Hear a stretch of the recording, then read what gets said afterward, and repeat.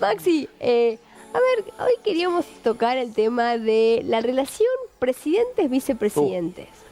Hubo algunos, que vamos a ir, le vamos a pedir a Johnny que nos vaya mostrando las placas, pero digo, al principio es fácil, me imagino, armar esta fórmula entre presidente y vicepresidente, es alguien de tu confianza, pero siempre terminan peleándose en la mayoría de los casos. A veces. A ver, en la selección de las fórmulas, normalmente, claramente, la figura que tracciona es el presidente. Pero hay situaciones en las que el armado político requiere ya no una figura que esté absolutamente alineada detrás, sino que sume desde otro lugar, que apunte a otros electores, que genere algún nivel de cercanía con sectores con los cuales el candidato a presidente no lo tiene.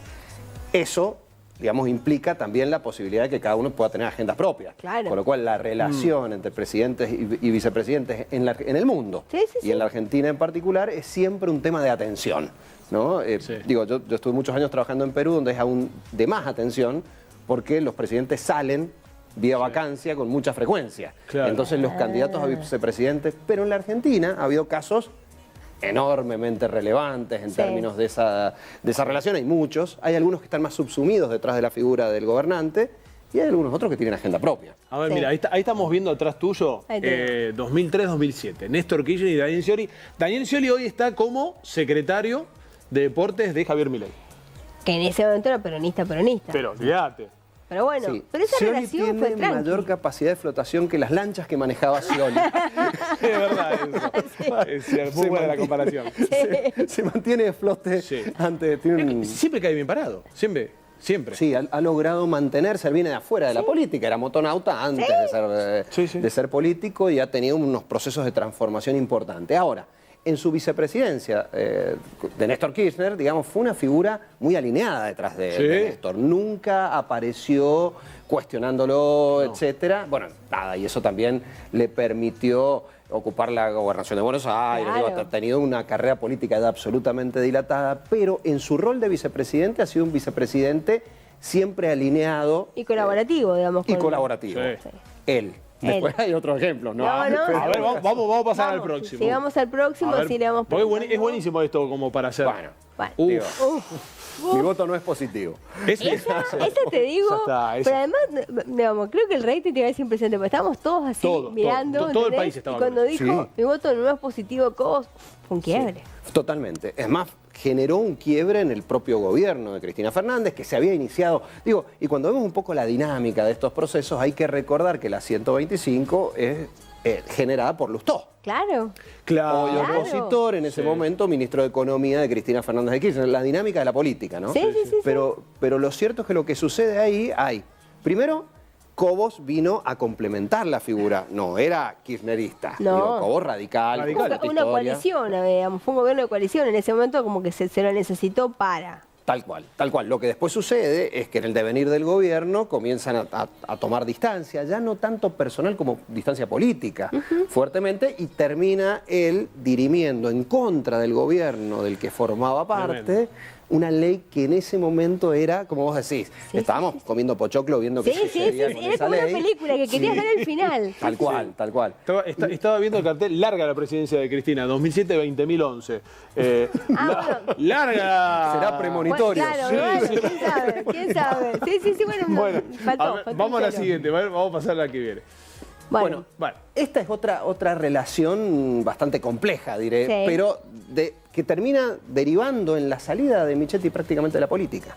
Digo, en lugar de ocupar un espacio relevante en el futuro, de construir una plataforma política, ese fue el punto de llegada de Michetti, al menos hasta ahora, es verdad. Que termina con diferencias respecto de Mauricio Macri. Lo que quería Michetti era ser jefe de gobierno de Ciudad de Buenos Aires. Este fue el premio Consuelo para Michetti en su momento. Horacio Rodríguez Larreta termina y ella cumple su función de manera bastante gris. Era una figura política bastante instalada, Gabriela Michetti. ¿Sabes que yo la tuve de profesora en primer año? Yo estudié en El Salvador, en una materia, y fue previo a que tenga el accidente. Me acuerdo que mis compañeros varones estaban todos enamorados de ella, o sea, muy linda mujer. Incluso, además, después en quinto año nos dio un taller y fuimos a su casa. Era una mujer como muy preparada, incluso a nosotros nos sorprendió mucho cuando lo acompaña y cuando pasa el PRO, porque no, digamos, venía más cerca del peronismo que del PRO. Y fíjate, sí fue como que se desdibujó su figura. Sí, luego de un rush hacia la jefatura de gobierno de la Ciudad de Buenos Aires. Sí, que existió, que fue muy fuerte y en el cual ella fue muy exitosa. Pero lo que no sucedió con Macri es que hubiese, Macri la fue como acorralando un poco en ese espacio y ella terminó diluida. Lo que no pasó fue lo que pasó con Cobos, que fue un cuestionamiento público y notorio en prime time de las medidas del gobierno. Totalmente. Pero tampoco en este caso hubo una situación, como sí con Scioli en su momento, de armonía entre unas figuras.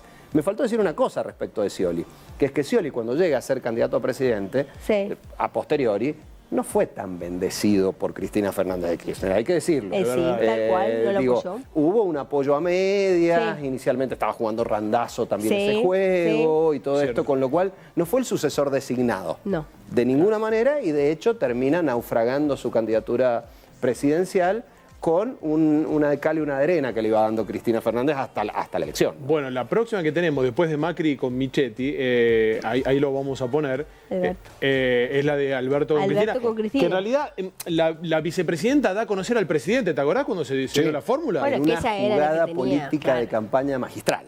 ¿Sí? Hay que decirlo, en ese momento, lo que pasa es que después hay que gobernar. Claro. Es otra historia.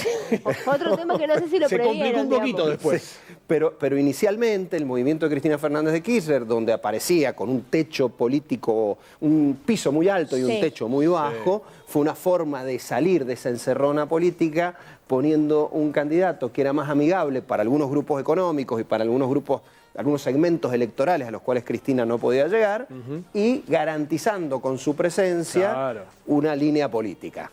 Después, como decía el antecesor, pasaron cosas y termina... ¿Vos te acordás cuando Cristina le dice, señor presidente, utilice la lapicera? Fue tremendo. Sí, empezando el gobierno, digo, no era el año 4. No es que pasaron 2 o 3 años. Sí, digamos, por eso digo, ahora vamos a ver justamente Javier Milei, Victoria Villarroel, digamos, uno ve esto y dice, ahora, pero ya pasó, digamos, ya lo hemos vivido esto. A ver. Hombre o mujer. Alberto Fernández fue candidato designado. Ni él imaginaba que iba a ser candidato, digamos, y pasaron todo este tipo de cuestiones respecto a una figura que era un buen armador político, pero como dirigente político, bueno, demostró lo que sucedía. ¿Qué pasa con Milei Villarroel? En este proceso de selección llega Milei, lo hemos hablado más de una vez, sin una estructura política, sin nada, y Victoria Villarroel más ligada a los grupos conservadores. Entonces se busca una especie de alianza que sea interesante para los libertarios, e interesante también para los grupos conservadores de la Argentina que históricamente y sobre todo en la última etapa sentían en términos internos que habían sido relegados casi hasta de la historia oficial argentina. ¿No? Victoria Villarroel levanta esas banderas que complementan las de Milei, pero no es Milei. No es Milei. Y es más que claro. Digo, cuando uno ve cuál es la agenda de uno y de otro. Ahora, ¿qué podría haber sucedido y no sucedió?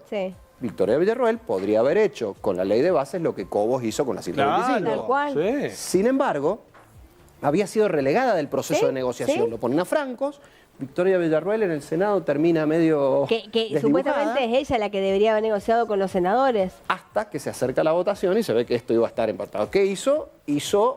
Fue en la línea del gobierno del que forma parte, pero después ha tenido, cuando había que firmar el Pacto de Mayo, ella parece que se enfermó, al otro día se mejoró. Se sintió bien, debe tomar alguna antigripal que le hizo bien. Claro, y fíjate una cuestión simbólica, se subieron con la anuencia de Petri a un tanque militar que representa más los sectores a los cuales apunta Villarroel, y ahí sí subió con Milei. Entonces ahí hay un tiro de afloje que seguramente vamos a seguir viendo en el futuro, en virtud de que forman parte de la misma coalición, pero como sucedía con Cobos y Cristina, lejos están de ser lo mismo, ¿no? Sí, seguro. La última pregunta, hablemos gobernador y vicegobernador en la provincia de San Juan. ¿Hay alguna fórmula o algunos que te haya hecho ruido, digamos, o se han mantenido? A ver, sí sucedió en alguna etapa, si nos remontamos bastante lejos, hay varios, ¿no? Pensemos en Gualdino Acosta y su relación con Alfredo Belín, para no irnos más atrás, pero podríamos irnos más atrás, ¿no?